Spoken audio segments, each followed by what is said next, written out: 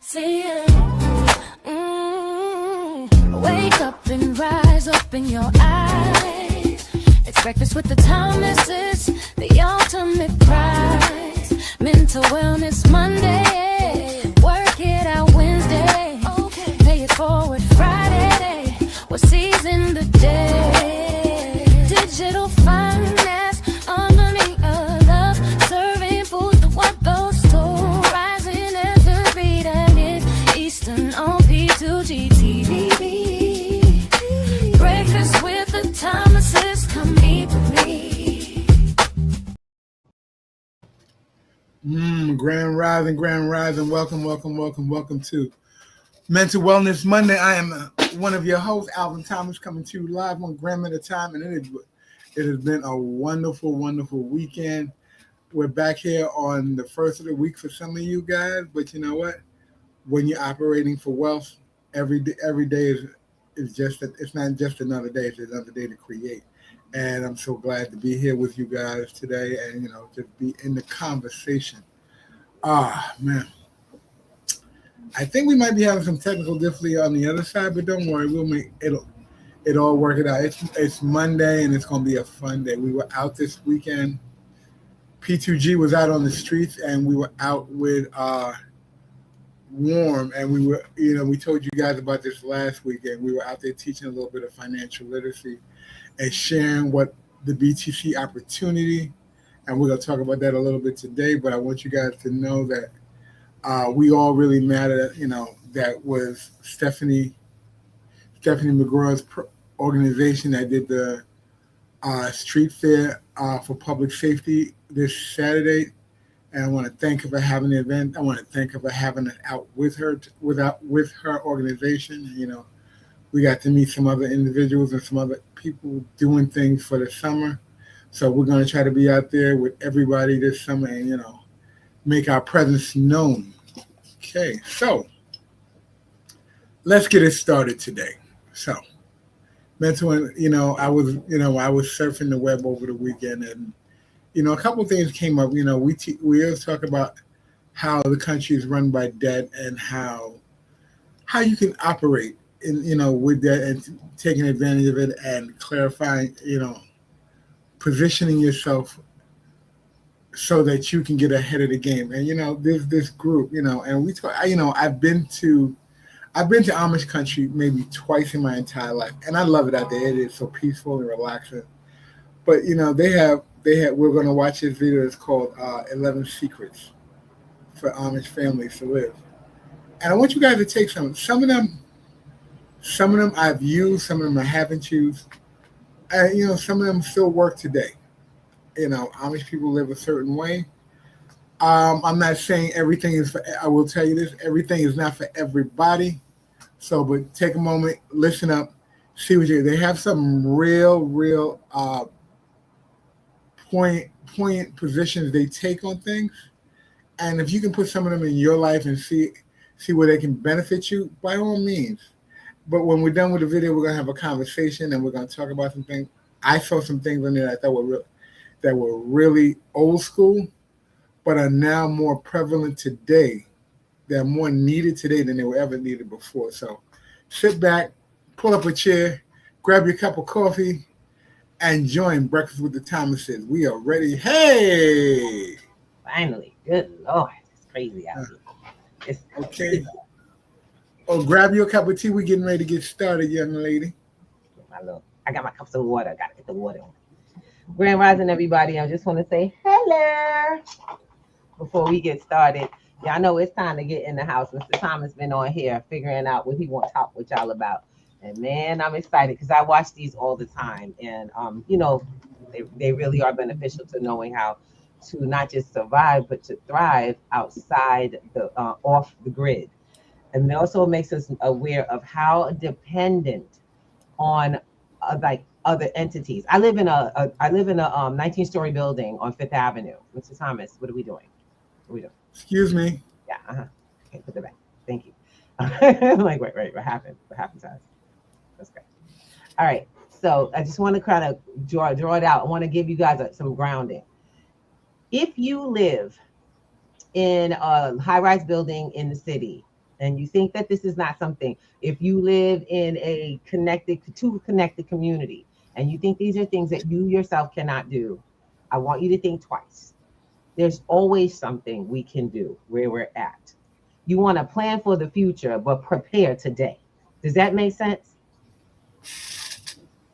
All I right. hope it does. And so the Amish live this way for a reason. And I really, really hope you get this because I hope this is the one we both watched, but I had a really good one when they were talking about how it makes sense. And these people have a whole community that they service our communities through. So let's do it, y'all. Let's get it popping. Come on, Okay. Mr. Thomas. Let's give it up. All right, let's get it. Are you up there? I'm trying to see, where am I at? You want to put it on? All Yep. right, I think you bumped me out. go ahead. Then. You want to play it. Thank you. All right. And prices rise. One group has quietly stayed financially stable for over 300 years. No stock market obsession, no retirement apps, no debt-fueled lifestyle. The Amish have survived wars, recessions, and every major inflation crisis in American history without losing their footing. So what do they know that most people over 50 were never taught? In this video, you'll discover 11 Amish financial habits that help ordinary people stay calm, avoid financial ruin, and protect what they've built, even when everything keeps getting more expensive. Number 1. The rule of no new debt. There was a man my grandpa worked with at the machine shop in the mid-1950s. His name was Howard. Good worker, friendly man. Everyone liked Howard. Howard bought a new car in 1955, then a bigger TV in 1956, then a kitchen renovation on a payment plan in 1957. By 1958, Howard was making the same wage as my grandpa and had nothing.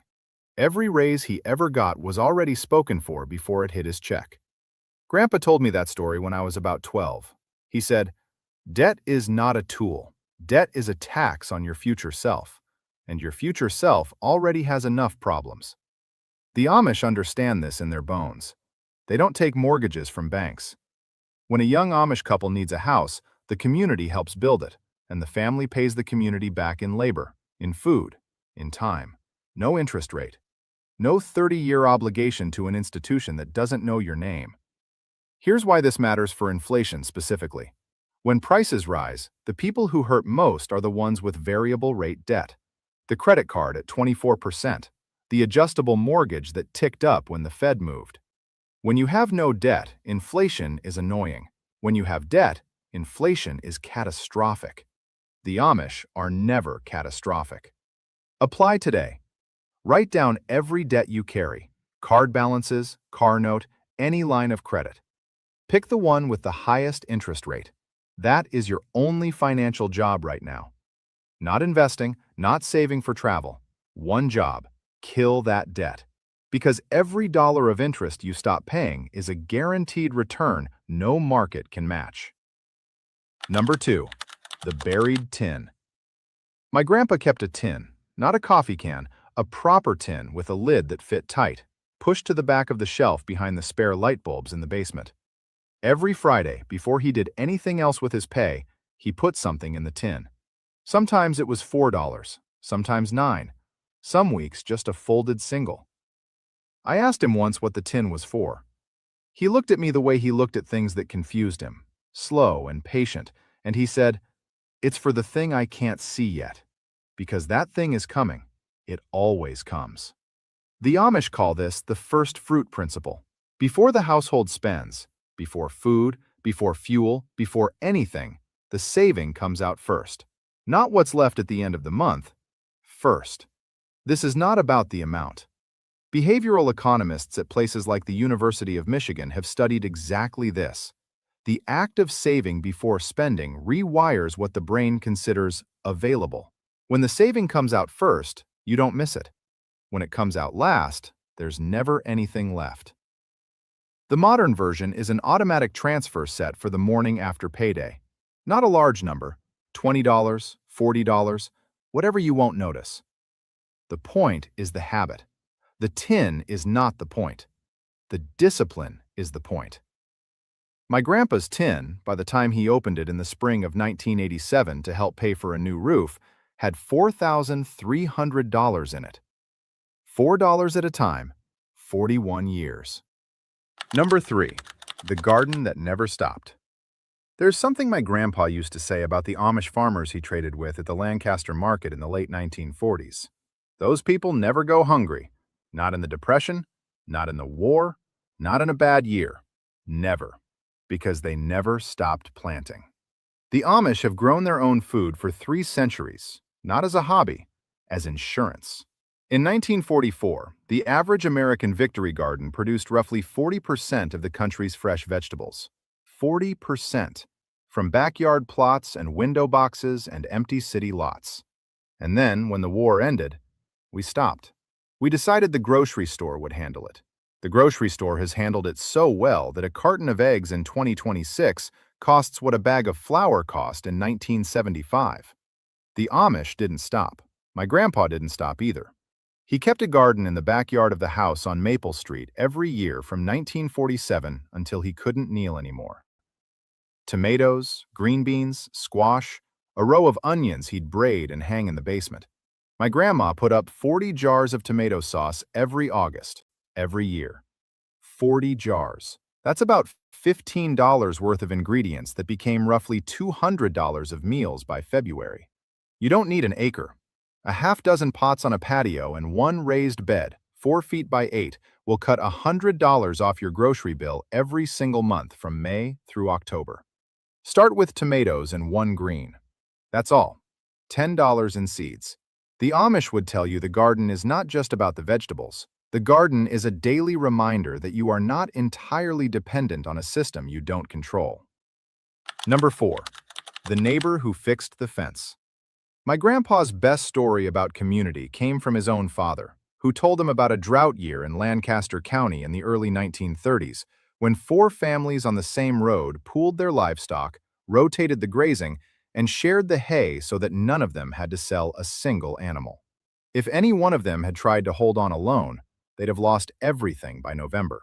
Together, all 4 families came out of that drought with their herds intact. The Amish call this the mutual aid model.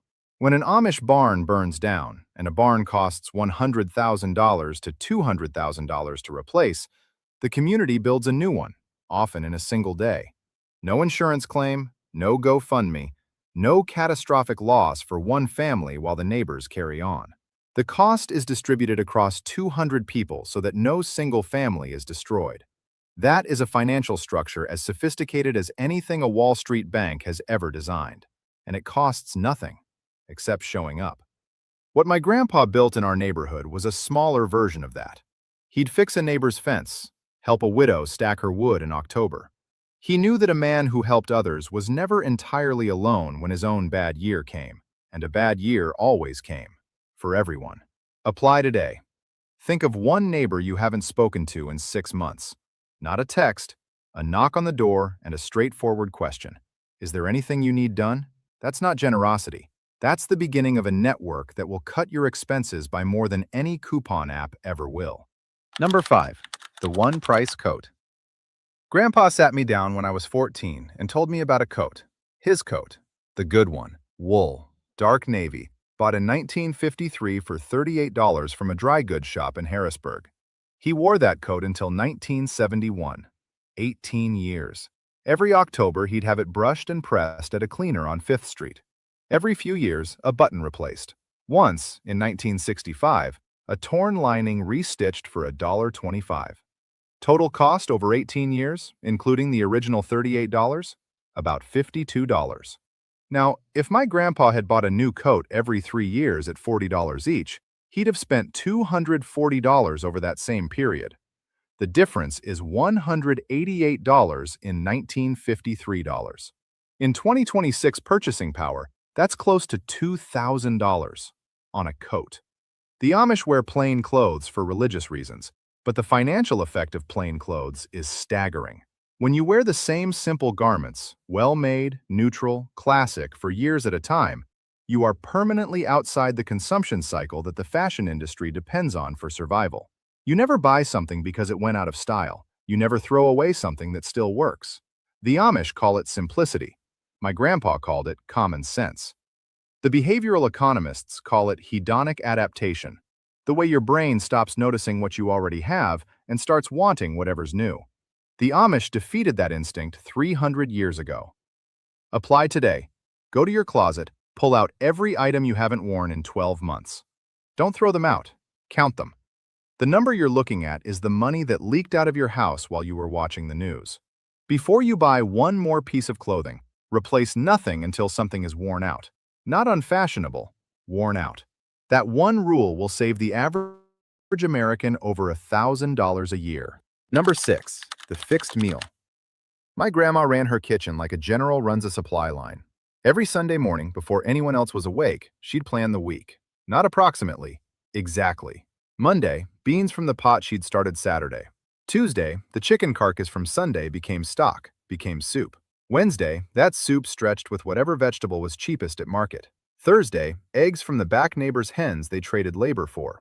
Friday, whatever was left became hash, frittata, or fried rice with yesterday's grains.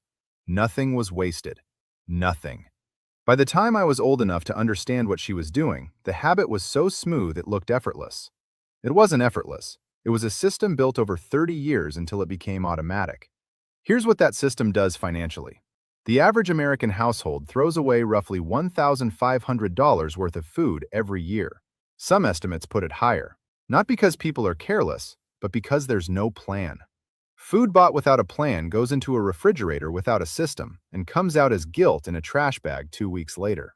Grandma's system worked because she decided on Sunday exactly what the family would eat all the way to Friday. Then she bought only that, exactly that, not approximately. The Amish do the same thing. A family of 6 knows, on any given Monday, what they'll eat on Thursday. The larder is a managed system, not a collection of ingredients waiting to expire. Apply today.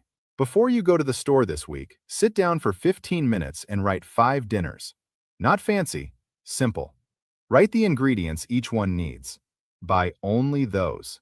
Do that for 6 weeks, then check your grocery bill. I'll tell you now what you'll find.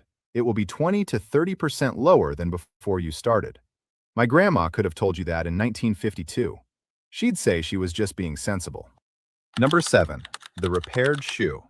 There's a detail from my grandpa's stories I never forgot. He told me about a man named Franklin who lived 3 farms over from his uncle's land in the early 1940s. Franklin was a cobbler by trade. Had a bench in his barn with 3 pairs of lasts and a rack of leather scraps. Every family within 10 miles brought their shoes to Franklin. Resoled, rehammered, stitched. Grandpa said the man never wanted for anything. Not in the Depression, not in the war years, not once. Because a man who repairs is never out of work. The Amish have no repairmen. They are the repairmen. Every Amish household knows how to fix what it owns. Not all of it, most of it. A leaking faucet, a cracked handle, a hinge gone loose. These are not trades to hire out. These are household skills passed from parents to children the same way you'd pass down a recipe. My grandpa had a workbench in the same corner of the basement for 50 years. He fixed the washing machine twice, rebuilt the back steps, replaced every window in the house himself one summer when he was 61 years old. He called the workbench the money I kept. Here's the math on that. The average American household spent roughly $4,800 on home maintenance and repairs in 2023. Roughly 60% of that went to labor costs, not materials, labor. The man who can fix the faucet himself does not pay for the hour the plumber spends driving to the house. The woman who can stitch a hem does not pay for the alteration. Skills are money in a form the government can't tax and inflation can't erode. Number 8. The 3-bid rule.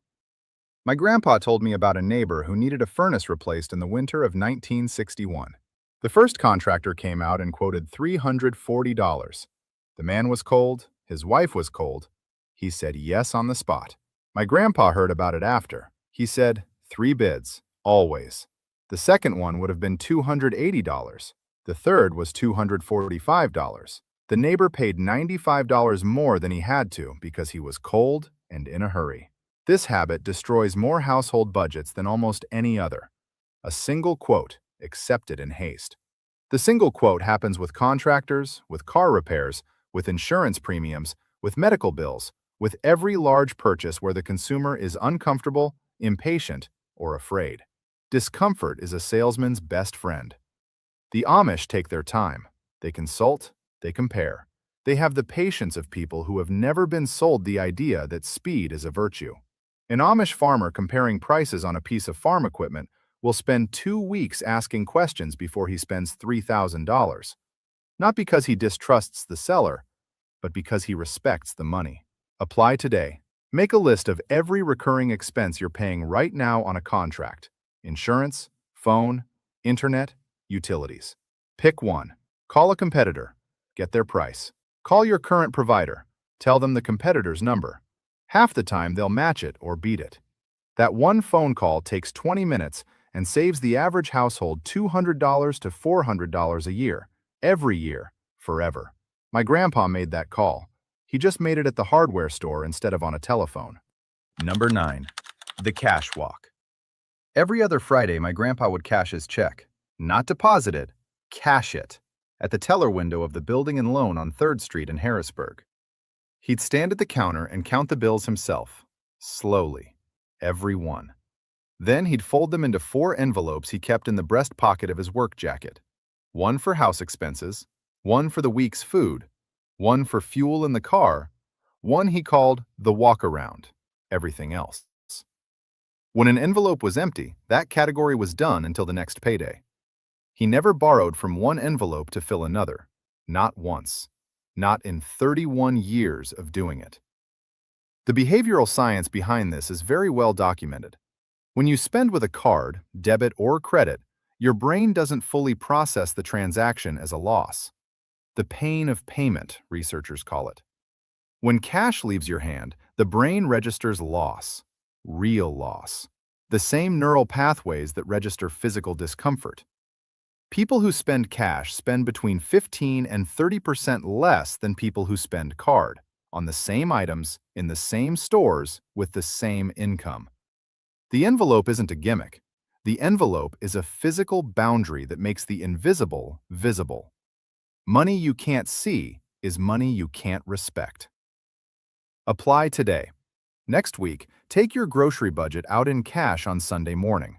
Whatever you normally spend, take it out, put it in an envelope, shop with that. Just 1 week, just one category. See what happens to your attention in the produce aisle when you can feel the bills in your hand. My grandpa could have told you what would happen. He watched it happen to himself every 2 weeks for 31 years. Number 10. The quiet wealth. My grandpa told me this story once, and once only. He said there was a man in his neighborhood in the late 1940s who had done well during the war years, a machine shop owner who'd landed a government contract. This man bought a new car in 1947, then a bigger house in 1948. Then he started lending money to neighbors and relatives, small amounts, with interest. A generous man, Grandpa said. But what my grandpa noticed was that the car attracted people who wanted favors, the house attracted people who needed to borrow, and the lending attracted everyone. He spent the rest of his life, my grandpa said, explaining why he couldn't help people he'd already helped too many times. The Amish practice what some historians call conspicuous humility: plain clothes, plain houses, no decorative signals of financial well-being. Not because they're ashamed of what they have, but because they've understood for 300 years that advertising your wealth invites attention you didn't ask for and cannot manage. For people over 50, this habit has a specific modern application. The number of financial scams targeting Americans over 60 has increased every year for the past decade. The people targeted most frequently are the ones who signal financial stability, in their neighborhood, in their church, in their social circle. Quiet wealth attracts no wolves. Apply today.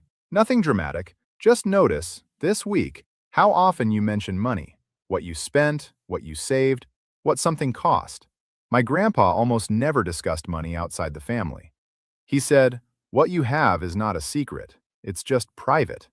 There's a difference. Number 11. The gap. This is the one my grandpa called the only rule that never breaks. He didn't have a fancy name for it. He called it the gap between what comes in and what goes out. He explained it to me when I was 17, sitting at the kitchen table the summer before I went to work my first real job. He pulled out a piece of paper, wrote a number at the top, that was income, wrote a second number below it, that was spending, subtracted, handed me the paper. That's the gap, he said. Your only job for the rest of your life is to keep that number on this side of zero. Not on the other side, this side, by as much as you can, for as long as you can. That's it. That's the whole thing. I thought he was oversimplifying. I was 17. I knew better. I spent most of my 20s learning, the hard way, that he was not oversimplifying. He was stripping away every single distraction until only the truth remained. The Amish have preserved this one principle with religious-level discipline for 3 generations. They do not make more money than their English neighbors. In many cases, they make less, but they spend less than they make, every month, every year, every generation. And that gap between income and spending, is the only moat that actually holds against inflation, against a market crash, against a bad medical year, against every financial catastrophe the modern world lines up against you. When prices rise 10%, the person with no gap is in immediate trouble. The person with a 20% gap has been quietly absorbing inflation for years without even noticing. The person with a 30% gap will end the inflationary period with more money than they started with, not because of investment genius, but because of arithmetic. My grandpa built his gap on a foreman's wage. He held it open through the rationing years, through the stagflation years, through the 18% mortgage years. He didn't do it by making more money. He did it by wanting less than he had. The Amish are not rich because they earn a lot. They're secure because the gap between their earning and their spending is wider than the gap in most American households, and they've kept it that way long enough for the math to do its work. Apply today. Write down, on paper, not a phone, your income after taxes. Below that, your fixed expenses. Below that, your honest variable spending last month. Subtract. What's the number? If it's positive, you have a gap. Your job is to widen it. If it's 0 or negative, you have one job only, and it is to find the leak and close it.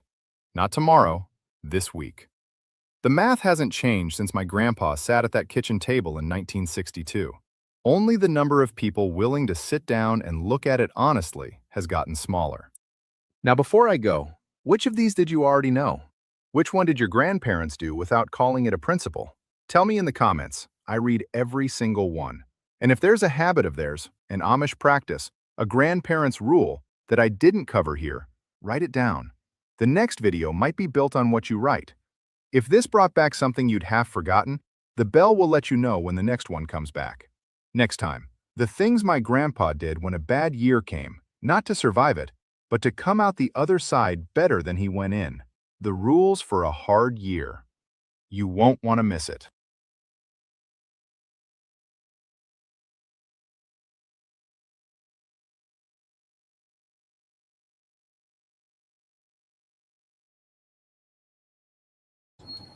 Grand Rising, y'all. Was that not good? Wow, I love that. Was that not good? That was the video I saw. I love it. I saw that one and another one that was more to a culture for a Black community in the same times. And I love it because did you guys do the homework? Did you do what he said? Did you write down what the steps to do to try for you to see where your losses or where money is being drained out of your household, and you just fill in the gaps? But see, the funny thing is that now you can control it. Now you have tools to control it. Yes, you do. Yes, you recognize, identify, take control, and make a new, and literally create new rules around this. This is what we were talking about. You know what I got to when they did the whole first fruits. We've been teaching y'all first fruits since the first day. First day one. And they explained it. Oh my goodness. It explained it. I love it. The tin can. Not just the tin can. And the people go, well, I can't put money in the tin can. Y'all said not to do that. Okay, got a question. If you had purchased gold with your first fruits, and you actually you traded for gold because gold is money. So you really can't purchase gold. All you can do is trade for it. and you trade for gold or silver, and that's your first fruit, you put it away. Can you imagine your 10 just 5 years later? Now, Miss Ruby, you can't in the Great Depression or Great Recession, you can't eat those things. You can't do, but you can trade to get. You can trade. You can trade them to get food. You can trade. I'm sure you can trade. Okay. Not only that, when these things don't have value, then gold. If you're starving, gold. My question: what was the new gold and silver? The garden, the victory garden. He said it himself. A victory garden, any sort of growing process that you have for replenishment of food, of supplies that become rare, that you don't have to go to the grocery store. Get that? Keep you alive in the place that you are. And we talked to y'all before this about that whole 19-story building on Fifth Avenue. We share with you guys one thing, and people laugh about it. If you have a windowsill space, you have space for a garden. It ain't got to be a big one, but it's a start. Right. My question is what are we going to do? Are we going to sit around and wait for something to happen? Or will you start to do what the Amish and this gentleman's grandfather did? He wasn't Amish, but they followed a successful plan from a people who did not rely on the Principles and systems. That's an amazing thing. So many things, Al. The whole mending. I was just talking to Al. I said those clothes. He put my clothes on my bed, and he was like, he took them off my bed for me, and I said, okay, I got to put those back on there because those are for me to mend. Cause I know how to sew. Yep. How many of y'all women out here could sew? How many of y'all men know how to sew and mend your clothes as opposed to going to buy something when they get a hole? Oh, I do. My mom, you couldn't leave the house. My grandma. I ain't talking about you. I married you because of common sense. Somebody raised you right. But there's a lot of folks out here who don't have these basic skills. And this will be the new economy. Y'all are scared of AI, but AI can't sew no clothes together. Y'all get that? AI ain't making y'all food. Y'all get what I'm saying? AI ain't growing no gardens. AI is flipping burgers. That's about the max. No, boo-boo. They're going to flip a burger. They barely doing that. Y'all get it? AI is not providing. They don't shine shoes. They don't mend clothes. They don't fix things. But you guys got it. Y'all fear. Y'all going to sit in fear instead of learning the basic skills that keep a human being's life going. I was watching, watching this video along with everybody, and I'm watching it. I hadn't seen anyone go to a bank and actually take out all that money in a long time. Everybody direct deposit.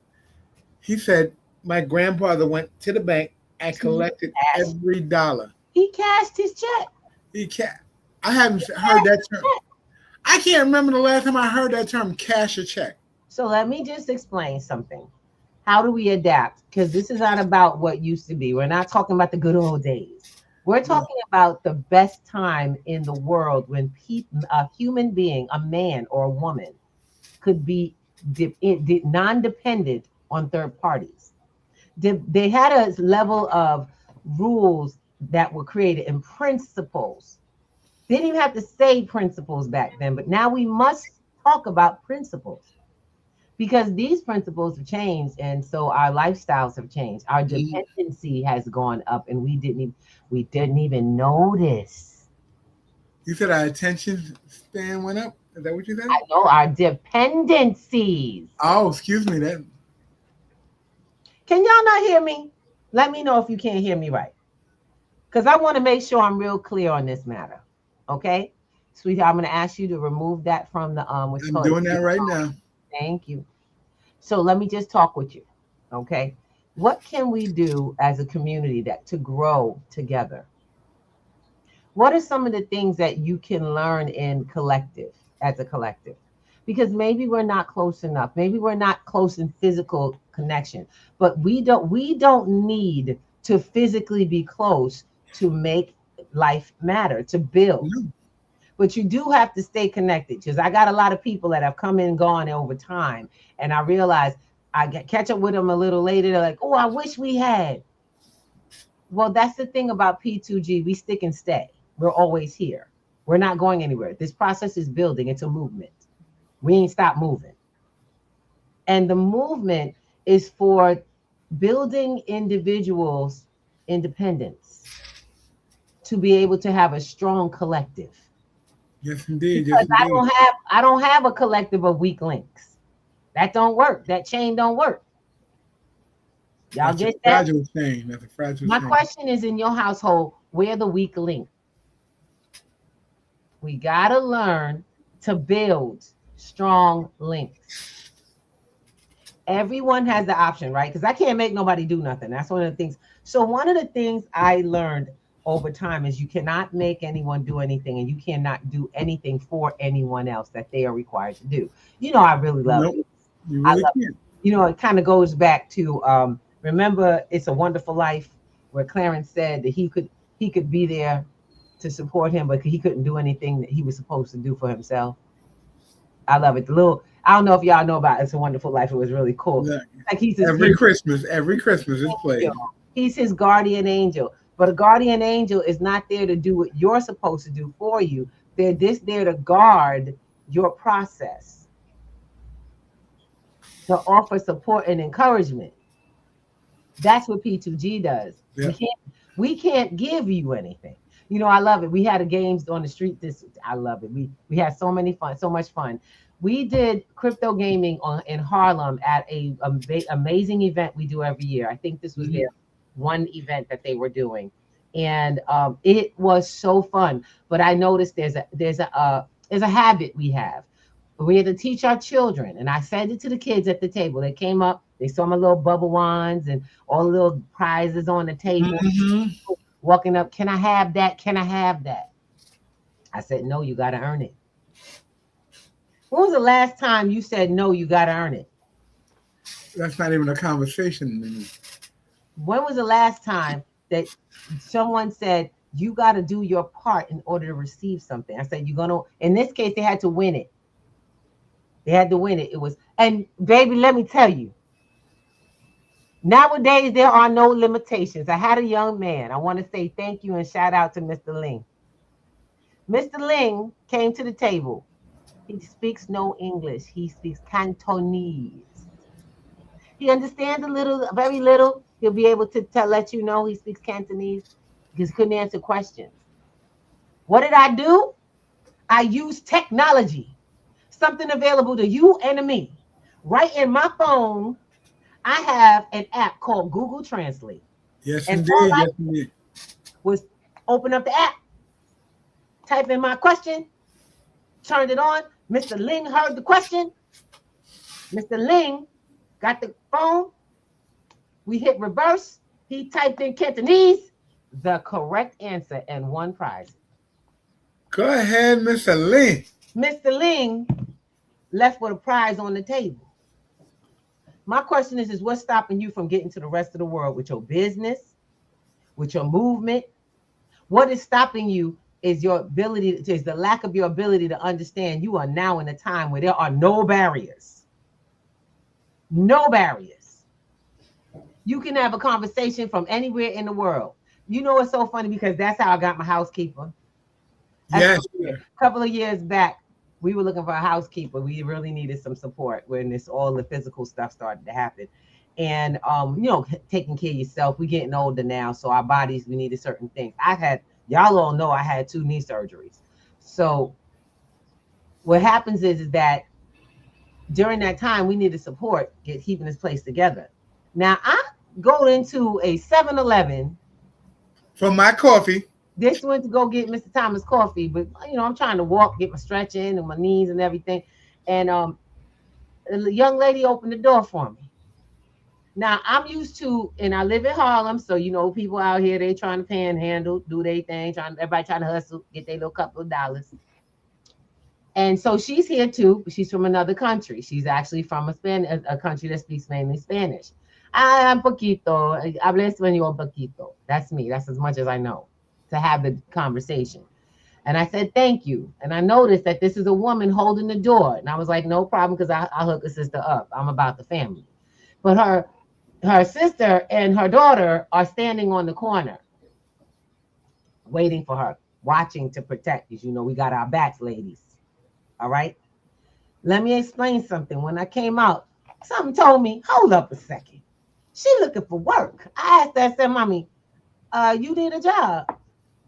I said, and she said, what do you call it? Something like, it says, something, and I recognize the word trabaja. Trabaja. See, I need a job. Okay. You need a job? I told her, call me. I turned on Google Translate to tell her to please call my number. Call me. I will hire you to clean my house. Now, people are like, oh, you don't let nobody in your house, blah, blah, blah, blah, blah, right? Well, I told her because she's not here by herself.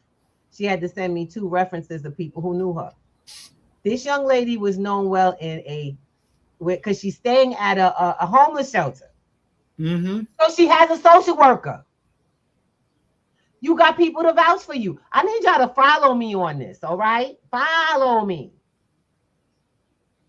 She has an influence she doesn't even know about. So all I did was call her back on the phone. We talked on the phone briefly. She handed the phone to the social worker. The social worker told her what I needed, and the social worker vouched for her. No problem. I said, I need a housekeeper. She seemed like someone who was quite reliable. She was very respectful. She was with her family. Got a question. Can you think maybe she'd want to come and help me and my family? The lady told her, she said yes when. We've hired her 3 times. Do you know I also recommend her to 4 homes? My lovely, my darlings, what you building in your community? Who are you building in your community? What do you need done? Where you getting it from? That's the Amish way. That's why Amish communities. Go ahead, baby. You were saying something. That's a perfect lead in, because you know what? They were just saying, when's the last time you talked to a neighbor that you just called to say, hey, do you need anything? It's so funny because the person I referred her to remembered that and called me and said, Ruby, you know, you're really good at resources. Do you know? Mm-hmm. We have a couple people that I know we reached out to say, do you need anything? And, you know, we have a lovely, and I'm going to say, this is my problem. We have a lovely lady who lives in our building. She is like the nicest lady I've ever met. Every day she comes outside, she does her walk, and I asked her, does she need anything? Can I do anything for her? The other day she said I could use help getting something in the car. Now, mind, I'm in a walker too. I'm in a walker.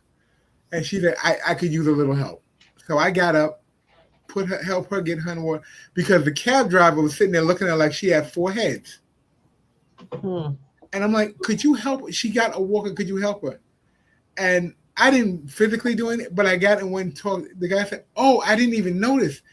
I said, like, it doesn't take a lot to do it. I saw her the following day. She's like, thank you. And I didn't do it for the thank you. On your behalf. People. That's right, Mr. Thomas. You just need somebody to speak on your behalf, right, baby? That's it. Every now and then. But what can you do to somebody?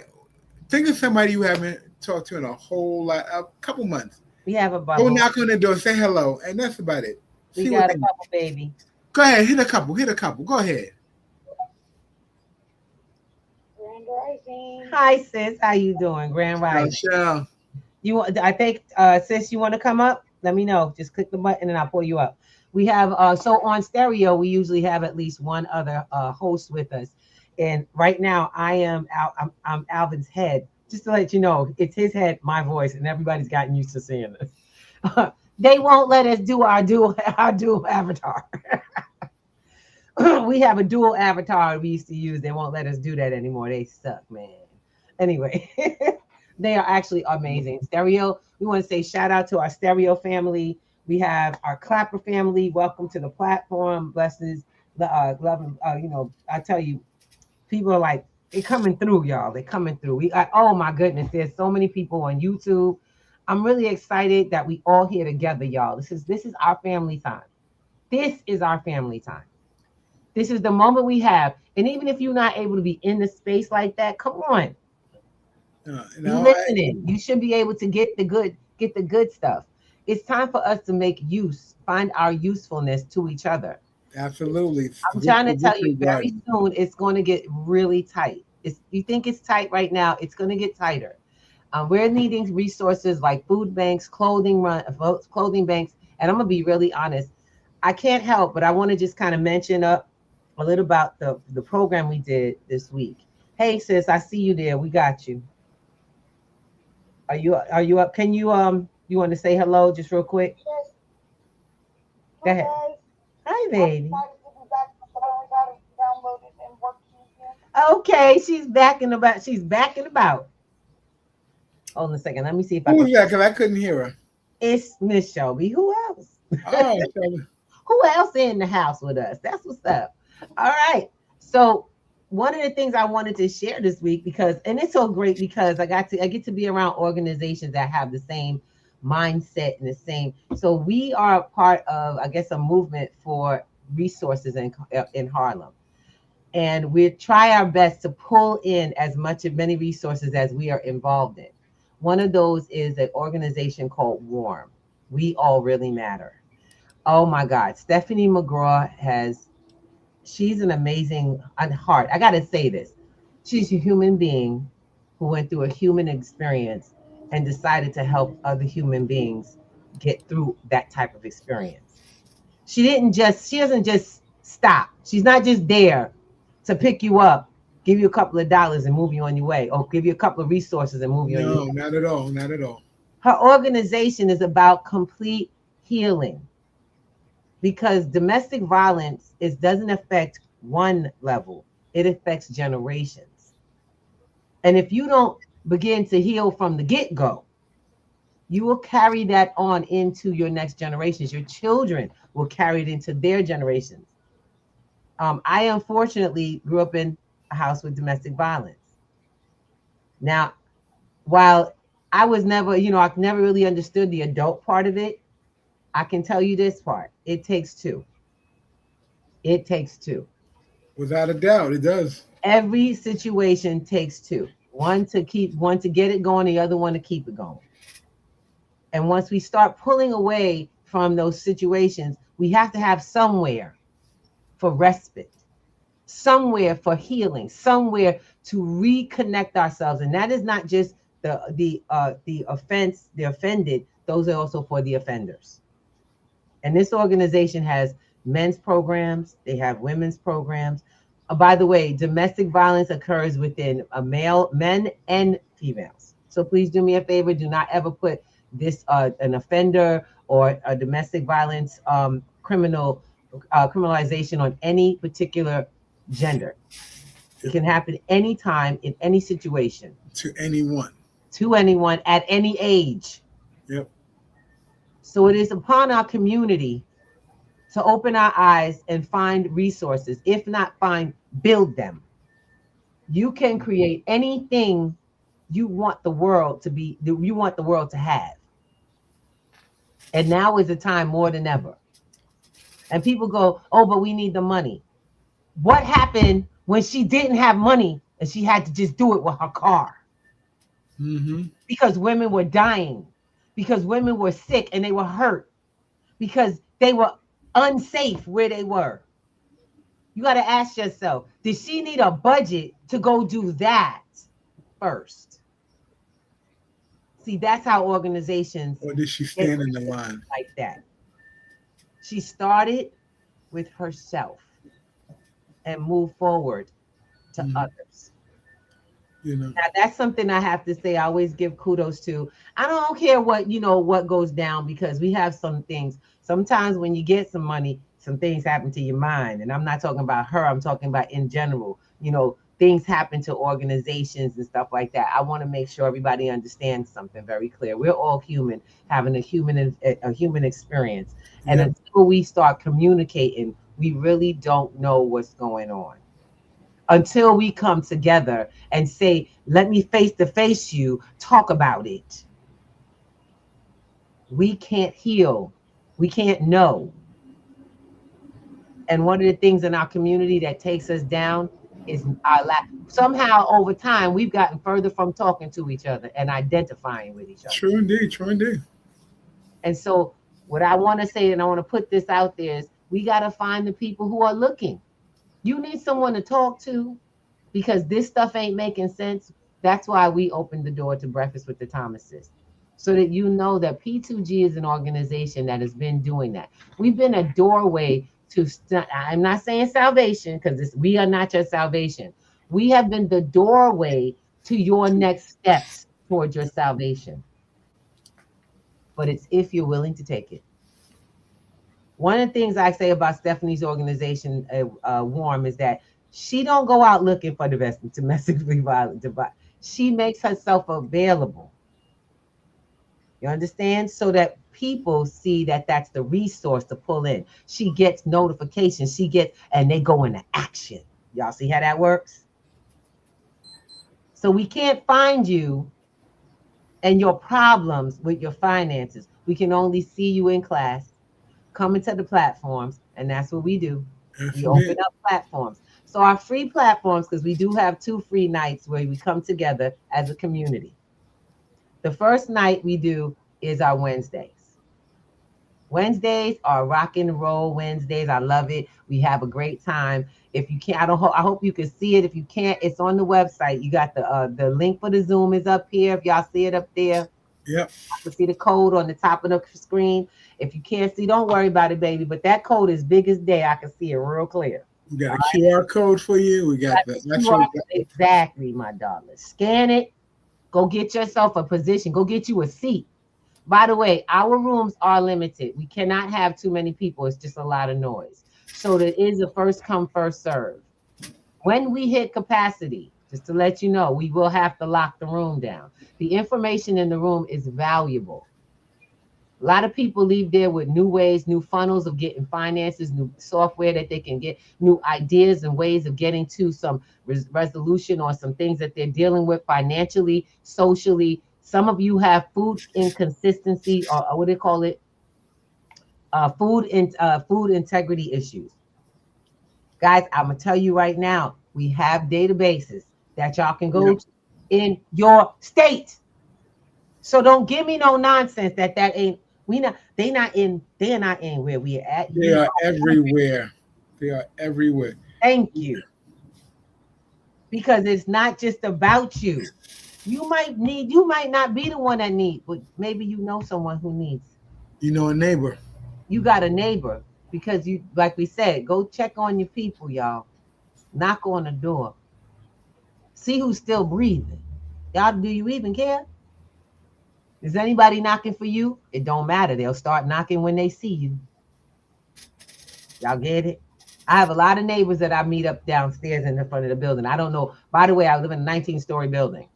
Problem with living in a 19-story building, you don't know who's still here. So knocking on doors might not be so good. Mm. Some folks ain't there no more. You know what I'm saying? Sorry, I got a message coming in. But I want to make sure we touch base before we go. Some of the things that we do, I'm gonna be really honest. I want to put down some very obvious visuals for you. Okay. So like I said, on Wednesdays, y'all got the flyer. Then we do free Sundays. Sundays is status conversation because we have a motto in P2G: acquire, build, protect.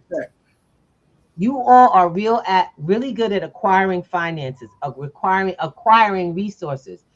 Building them, some of y'all are good at it. But do you know if it's protected or not? And from who? From what? Y'all worry about where to put my gold and silver, Miss Ruby. What about your 401k? What about the money sitting in your bank account? Mm-hmm.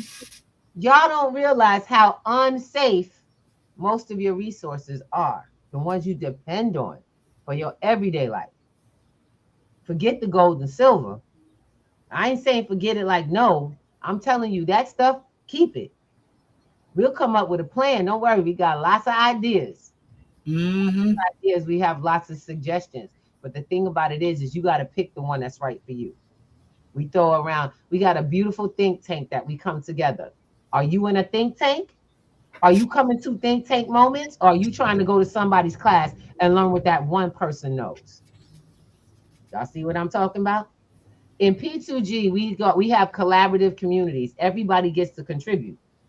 I may show some things, but we all got a mind to add to the situation. We all come to the table. So that's what I'm saying. It's time for us to stop being selfish and start being open with what's going down so we can actually not just resolve our problem, but start actually seeing our community grow. How many of y'all are inviting folks to come in and have that discussion? I'll tell you this much. If you don't invite them before an emergency, you're going to be scared of them when there is an emergency. If you don't invite them to get their resolution, you're going to be afraid of them when you're the one with the resolution and they know that you still got and they don't. Y'all get that? You don't got to tell nobody your business and that keep it to yourself. But you got to find allies in your space. Closed mouths don't get fed. It's a real statement. And people who don't know people usually are suspect for number one. They'll come for yours. That's when they want to wonder what you got. People don't wonder what I got. I really don't tell my business. I tell people what we talk about is what you can do. How to do it comes in class. What to do with it, that's a private situation. Y'all get it? I sure hope you are. Because we ain't putting out all of it. Now, with that, you got to have a plan. What's the plan? The plan is we got to start figuring out how to build in real assets and how to get the word out for what we're trying to build. Anybody got a business they want to start seeing some automation happening, sending people messages, you be able to get it out. You don't have to do all the work for your marketing and branding and stuff like that. Well, guess what? You have to set it up and let it loose. But you also, I love this. I don't do nothing for nothing. I can tell y'all right now, I've been telling y'all for years I'm selfish. I don't know. You ain't really selfish. The heck I am. She loves me. She can't be selfish. That's still selfish. That's my love. I love you for me. I don't love you for you. I love you for me. Y'all get that? I hope you understand that. You better love you for you. You better love others for you. Because if you loving on somebody and it ain't for you, you better get the heck out of that situation. Y'all get it yet? All right. And that's why I tell everybody, I love what we do. I love having this conversation too. So we get started. Get to the platform, earnbtc.info. Why? Because you're going to have a ball. You're going to find out if you got a business, a school program, a church, I don't know, a fundraiser or whatever, this is for you. Why do I say that? If you're trying to build funds and build your business at the same time, you're going to earn BTC, Bitcoin, just for promoting your business. Absolutely. And then you're going to make sure other people have these tools as well. Y'all get on this platform and don't forget to join us for the night. Y'all going to get the schedule because we're going to be having a huge meeting on how to make it work for you. I do this on Wednesday nights now. We introduced this. So while we have our open forum, we also have discussions on how to make money together as a community, how to build value. And we teach assets. So it ain't about money. Nobody wants money now. Ain't nobody want no money. They want them assets. They want that thing that bring money in. They want that stuff that brings it towards you. I need that. And our brothers at Hero Organization, also at Solarium Life, which is the program, are doing the work. It's time. Yep. Now, I've been running into brothers. Y'all got some people who are coming in from out of town. We have the U.S. Open is about to take place. Yes, indeed. FIFA. All right. So what I'm saying, this is beautiful. We got the U.S. Open. I got a lot of people who are migrants who are actually feeling like they got to leave. I'm trying to ask y'all, if you had an opportunity you could do from home, would you just go home and do the opportunity and still live the lifestyle? Got a question. If you want less fear, more control, you need to get involved with something that gives you access to this planet. You got to start looking at, and let me tell you, whatever the language is, I want this translated in all languages. Wherever you live, if you have a connection to a network, you can create income flow. You can create, because blockchain is worldwide. It is not limited, which people would actually believe. I have actual, and a beautiful thing about it all is it's for everyone. Yep, there we go. It is for all ages. If you have a smartphone, y'all understand, if you got one of these things, I call it the new idiot box. We're gonna make it a smarter. We're gonna make it this, the new smartphone is gonna actually be smart again. Turn this thing into your very own ATM wherever you are on the planet. Because crypto is an asset that's worth finances on the planet. There's not many places you can't trade cryptocurrency for. And I'm telling you all, you can also trade crypto for gold and silver. So don't get it twisted. You got me? That's what I'm talking about, sis. She said, I'm building. Baby, let me tell you right now, we ain't got but so much time on this planet. And I'm telling you, if you're feeling like you have no control, it's because you do not. But you can gain control as soon as you understand the game itself. So come hang out with us. Yes, don't just hang out with us. You now have the opportunity to find a reason to get in touch with us. Play the game with us. You come play the game and you make money with us. We already got a team that's already growing, and people are coming in, setting themselves up and helping people. That's all we do. You know what I'm saying? Helping everybody remove obstacles. That's the Hero organization. P2G, Pennies to Gold Networks Global. These are the organizations that are making a difference from the ground up worldwide. So if you're in Africa, Asia, India, you can literally be in what is it? Siberia, and you can do this. But the question is will you do it? So ask yourself that question, answer it, and make sure you get in touch. Go to the earnbtc.info, and then make sure you get in touch with P2G. We right here on the web. P2G Networks. Let's see. We got a banner? Let's let them know. Y'all want to see where to get in touch? Because as soon as you do, we're going to help you. Because people go, I don't know about that crypto. I love it how they say that. I don't know about that crypto. You're not supposed to know everything. That's why you come to us. We're not going to tell you. We're going to teach you. And you're going to learn that truth is out there. Because I'm going to share something with you. Our final rule of the game is don't believe a word we say. It's not about what we say. It's about if it's true or not. And once you find out it's true, then it's up to you what you do. We're inviting you in. You got an invitation. Research the invitation and then decide. That's right. See, my babies, let me tell you something. Breakfast with the Thomases is where we come together as a community to have this conversation. But in the world of P2G networks, that's where it goes down. We don't do this on a live stream. We do this in our own domains. And you're welcome to come and see what's going down. But don't come with the nonsense, because I tell you right now, I love everybody, but I'll discipline you too. Quit. You're not going to disrupt. You'll only be hurting yourself. And that's the truth. We block train strong. We ain't playing. Miss Shelby, you want to give them some love before we got to get rocking out of here? Go ahead, baby. We got everybody on the day. Shelby, you there, baby? I know she got. Yes, I was trying to get the typing thing out of the way. But Grand Rising, peace, love, and light. I'm glad to be back. Oh, we love you. We love you so much, sister. We glad to have you back, doing what we're doing. You gonna join us with Larry's organization and Hero? You coming back with us? I got his message last night. That's what's up. That's what's up. Look. I was late answering to the message because I was watching Beauty in Black.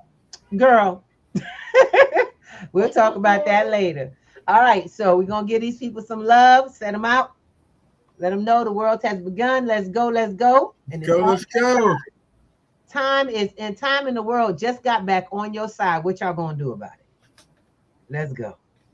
Go ahead. Give him some love. Let's fold that time. Let's fold that time. Yes. Peace, love, and light. Oh, and I was gonna contact y'all later because I actually have a thing that I'm about to start on TikTok that helps people with not the physical domestics side of it, but the recognizing like dark manipulation tactics and how to defend yourself against it. So we're gonna talk about that. What my main thing on TikTok is now, because I've started monetizing, and I think that would be a good way for me to help other people make it through some stuff that I've been through or still kind of go through. So, oh, my sis, we love you. We love you, girl. We know. Look, this is what I'm talking about. We always do a turnabout. It can't just be our own problem. She is going to be working with people who are dealing with the dark side of domestic violence, the emotional, mental part, manipulation part. She has a new TikTok that she's going to be doing. She's also monetizing in that area. This is what I'm talking about. People, this is all, it happens with everybody. Everyone who's come through P2G since 2018 has come in, learned new skills, and built a business organization or a movement off of it. That's what we're here for. We are the catalysts. It's called consciousness. Say that one more time, baby. It's called untamed consciousness. I'll say it again loud. It's called Untamed Consciousness. And y'all look for that on TikTok. We got the Golden Empress, Celestial Goddess, Miss Shelby. We'll talk to you soon. We're about to be out. Got to go get it rocking, y'all. Let's go. Let's go. Are we ready? Y'all know where to go. Y'all know the website to get on and what to do and the people to be with. So let's get it popping. See you soon. See you back here on Wednesday. Weekend Grand Rising family. Peace. Ooh, ba-da-da-da-da, ba-da-da-da-da. See you. Wake up and rise, open your eyes. It's breakfast with the Thomases, the ultimate prize. Mental wellness.